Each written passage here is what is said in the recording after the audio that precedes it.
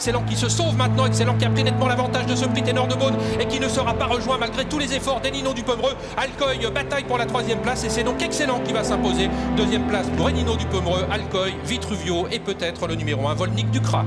La victoire pour Excellent dans ce prix Ténor de Beaune. Excellent qui gagne son billet pour l'Amérique. L'entraînement, la casaque de Laurent-Claude Abrivard et la drive de l'un de ses fils, Alexandre Abrivard. Excellent s'est brillamment qualifié dans le Ténor de Beaune et il a donc la possibilité de participer au prix d'Amérique qui aura lieu pile dans 8 jours. Alexandre, est-ce que déjà c'est une surprise d'être au départ de cette grande course? Est-ce que c'est une surprise? Oui et non. Le cheval cet été il était quand même barré par ses contemporains de 5 ans dans les critériums et dans les préparatoires au critérium des 5 ans. On n'était que 4e en ayant eu une bonne course et puis sans avoir eu aucun regret, on était 4e. Donc sur ça, il avait peu de chances de participer au prix d'Amérique et puis il a eu je sais pas, un léger break tout le mois d'octobre et puis il est revenu sur le meeting, Marcel Laurent battu mais c'était bien.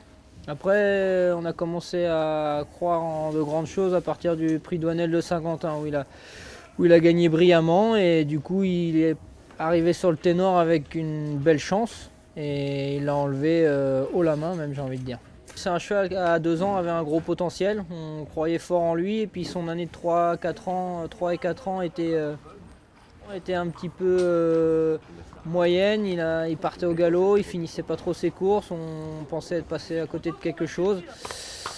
Bien même des fois on s'est posé la question de le faire castrer carrément et la seule explication qu'on a c'est que ça devait pas être un cheval précoce. À 2 ans il l'a fait sur sa qualité mais il lui fallait sûrement le temps d'arriver à maturité et je pense qu'il est arrivé à sa pleine mesure et à maturité que cet hiver de 2019-2020, là, que maintenant.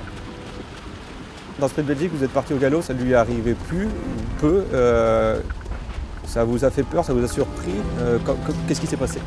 Je ne vous cache pas que je prends le départ de la course avec Excellent. À chaque fois, je pense qu'il peut me le faire.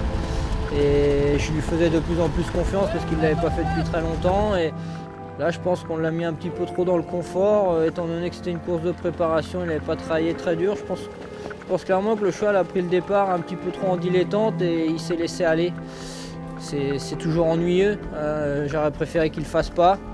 Maintenant, je vais redoubler de vigilance et puis je vais faire super gaffe dans le prix d'Amérique et j'espère qu'il ne le refera pas parce que ça serait le pire de tout de ne pas pouvoir participer. C'est lancé au galop, c'est le pire de tout, on ne participe plus, après c'est fini.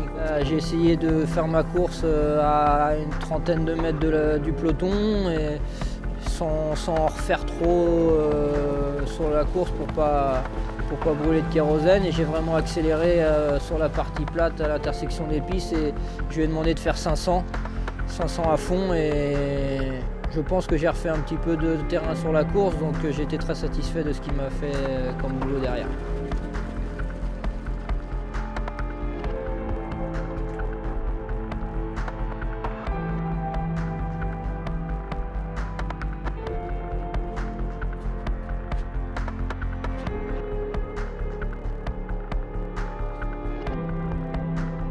Depuis, le cheval il a bossé tous les 3 jours comme d'habitude. Il a fait un premier travail 3 jours après la course sans avancer. Et puis il va rebosser 3 fois. Là, il a bossé ce samedi matin un petit peu plus fort que ce qui était prévu vu qu'il est parti au galop dans le Belgique. Il aurait sûrement dû faire un peu moins fort ce matin, mais comme on n'a qu'une demi-course dans les jambes, ce matin il a fait un petit peu plus fort que prévu. Et son gros travail ça sera mardi matin avant un dernier boulot le vendredi, mais qui sera un petit peu moins fort. Vous le trouvez comment? Le cheval est très bien, très très décontracté.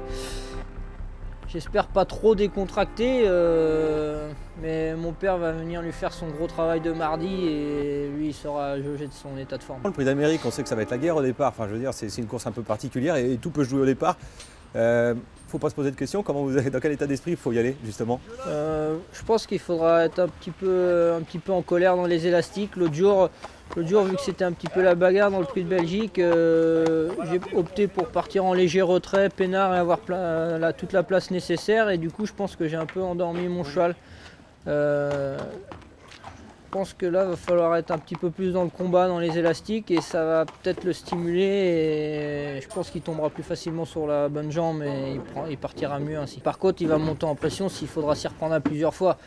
Mais ça sera le même problème pour tout le monde, hein.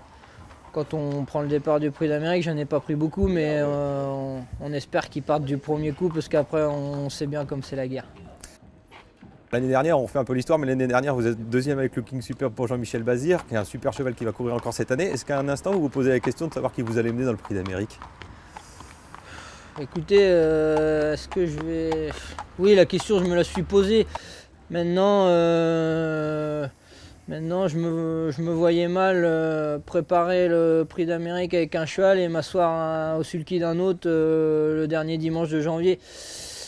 En plus, sur ce qu'a fait Excellent cet hiver, il est, je pense, pas moins fort que Looking, en tout cas cet hiver.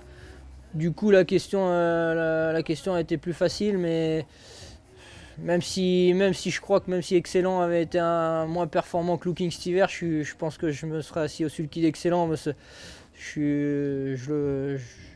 Même si c'est mon père l'entraîneur et c'est lui qui gère tout, je m'assois quand même derrière lui à l'entraînement, donc ça me semble complètement logique de le driver. Et il est né dans la ferme de mes parents, je l'ai qualifié moi-même au Mans, j'ai fait ses premières courses. Hormis une course de transition, une course de rentrée au Sable d'Olonne avec Léo, sinon j'y ai toujours été associé. Donc ouais, non, ça aurait été illogique que je drive Looking Superb.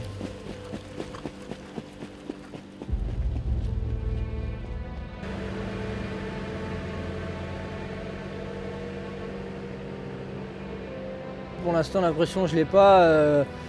Elle va sûrement monter au fur et à mesure de la dernière semaine. Mais j'ai envie de dire que pour l'instant, c'est que du bonus. On est arrivé sur le meeting, on n'avait pas forcément un cheval de Prix d'Amérique. Et puis là, on se retrouve avec un cheval et puis c'est pas une imposture.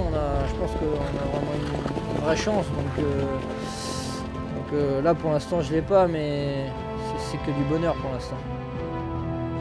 Si vous me demandez un pronostic, je vais être un peu banal. C'est vrai qu'on s'attend à un duel entre Davidson et FaceTime, mais des fois qui dit duel dit guerre et il y a toujours un troisième larron qui en profite. Aujourd'hui, sur sa classe, vous pensez que vous êtes capable de les battre, ces chevaux-là? Sur ce qu'on a vu depuis le début de l'hiver, pas forcément. Après, ce qu'il fait dans le ténor, c'est dingue, hein. Il fait des temps de passage magnifiques, il gagne arrêté. Sur ce qu'il fait dans le ténor, ça lui configure une place sur le podium.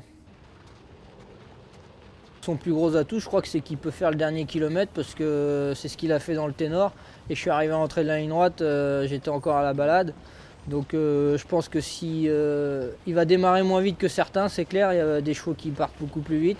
Mais s'il se fait emmener jusque dans la montée et qu'il doit prendre ses responsabilités dans le dernier kilomètre, je pense capable de le faire. C'est vous qui avez la responsabilité, c'est pas lui, hein? Oui, mais faudra peut-être, pour faire le dernier kilomètre, il faudra pas faire le premier, hein. Je pense que maintenant c'est devenu dur à Vincennes de gagner une course d'un bout à l'autre.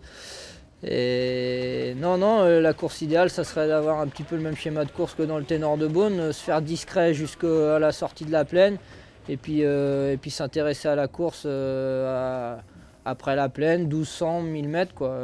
Je pense que là, pour faire 1000 mètres, il est capable de faire 1000 mètres contre les chevaux du Prix d'Amérique.